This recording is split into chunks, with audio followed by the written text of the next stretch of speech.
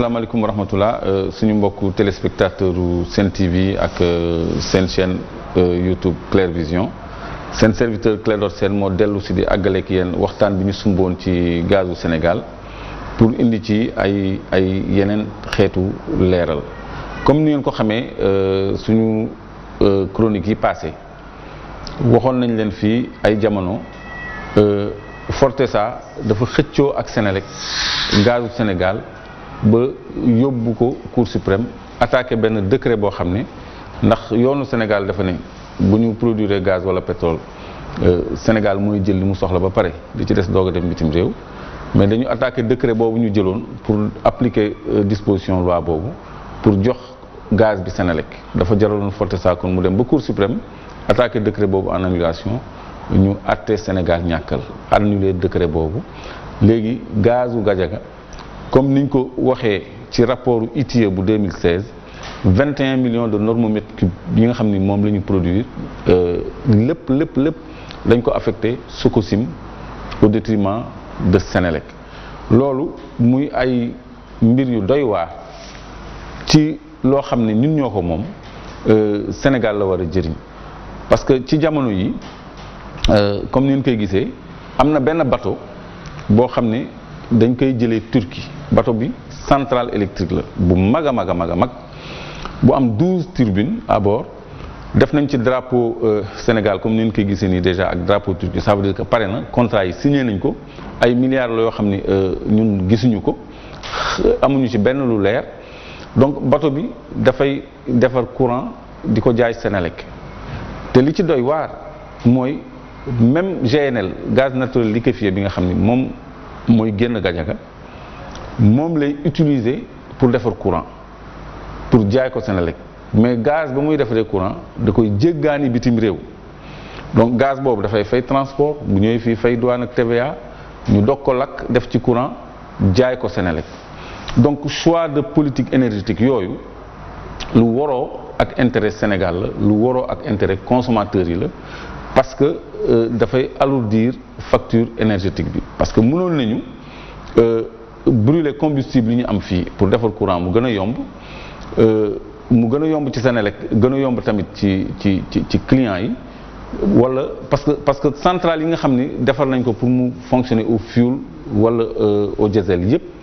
day mën a fonctionner également au gaz kon Sénélec bu doon passer au gaz du soxla sax muy jënd ay turbines yu bees kon lii mooy li nga xam ni dafa xaaw a doy waar ci suñu politique énergétique ay choix yoo xam ne suñu njiit yi war nañ ci bàyyiwaat xel parce que am dara ba noppi di ko jéggaani loolu lu waroog développement loolu ku bëgg a dem du def noonu. lan nga jàpp ne moo tax Sénégal am gaz di ko jox privé bàyyi Sénélec ba pare dem di ko wuti biti réew pour ñëw mu gën a doonaat lu cher ci askan wi. wutum xaalis rek ci ndoddu askan bi moo ko lal parce que li nga xam ni mooy ball fii Sénégal Sénélec moo ci prioritaire.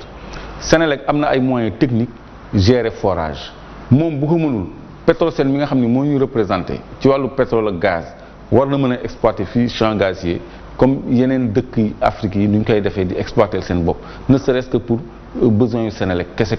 ñu satisfaire ko léegi loolu boo ko fi bàyyee jël gaz boobu jaay ko yow yaa ngi continuer importer pour Sénélec importation boobu biir SAR dafa am ñuy dugal ay hydrocarbures yoo xam ne dañu am intérêt ñu nekk dans l'appareil d'État et en dehors de l'appareil d'État yu am intérêt ci facture pétrolière u Sénégal waxoon naa ko donc loolu affairisme kese la wutum xaalis kese la te bateau boobu ñu jéggaani tamit ci même cadre bi la wutum xaalis kese la parce que du intérêt Sénégal ngay importer gaz boo xam ne day fay transport TVA ak douane ñu koy lakk doxandéem di ko lakk muy jaay courant bi Sénélec léegi xaalis buy génn suñu budget au lieu mu dugg Sénélec day dem ci ay turc dem donc bitim réew loolu lu baaxul la ci suñu politique énergétique ak ci suñu économie. bu weesoo li nga xam ne mooy jugement Gadiaga yan potentiel le Sénégal amee ci wàllu gaz fi mu toll nii. waaw Sénégal am na gaz un peu partout parce que ñaareel fépp foo xam ni am na pétrole am na tamit gaz mais fi ëpp gaz ci Sénégal. mooy blogu Saint-Louis ak blogu Kayar parce que la fa feeñ ci gaz bés bu ne xayma yi day yokku donc blocu Saint-Louis boobu réserve yi fa nekk dañ ko njëkk a estimer 50 000 milliards ci ay pieds cubes de gaz mais xayma yu mujj yi ñu ngi ko estimer 70 000 milliards de pieds cubes de gaz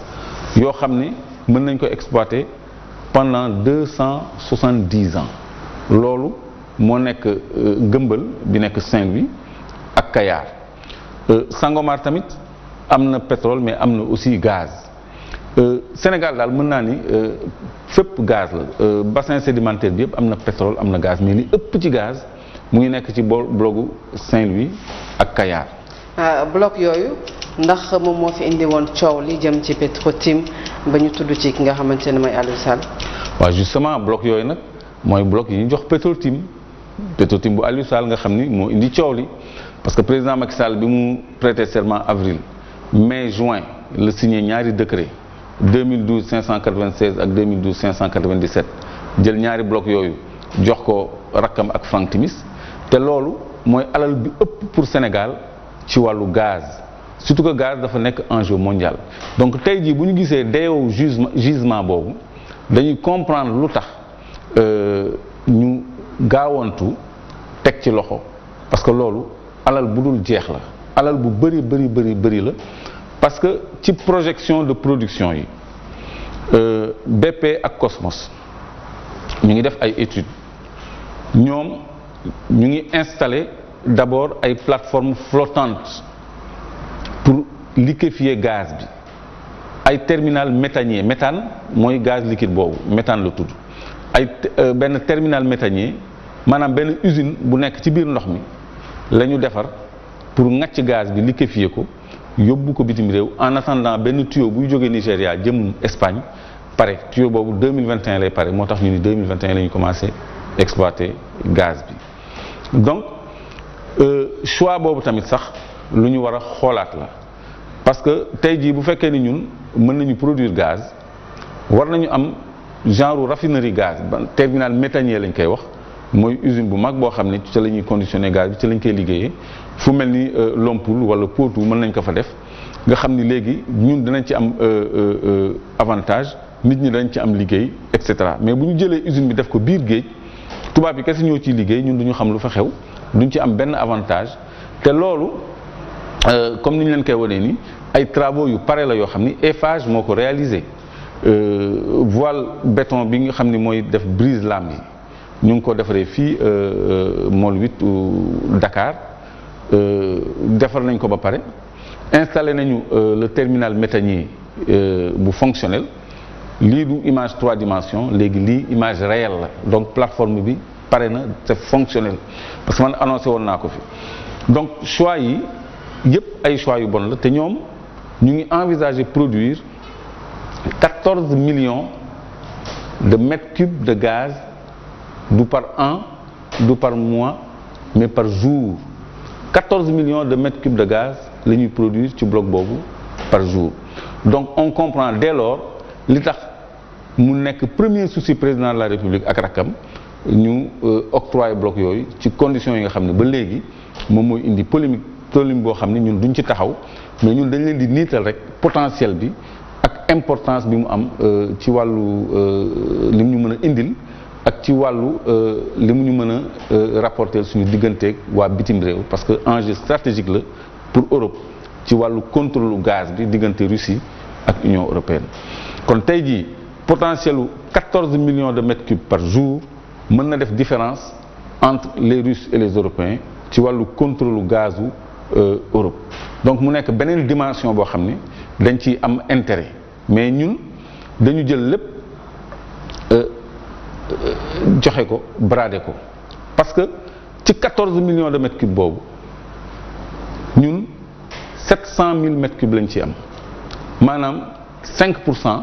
bu ñu boolee li ñu am ci gaz yépp foofu 5% la Sénégal di am au lieu de 10% parce que dañu signé benn protocole pour séddoo Mauritanie 50-50 kon nañu jàpp ni ci bloc boobu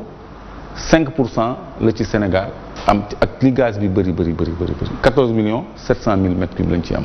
donc loolu mooy potentiel u blocu Saint-Louis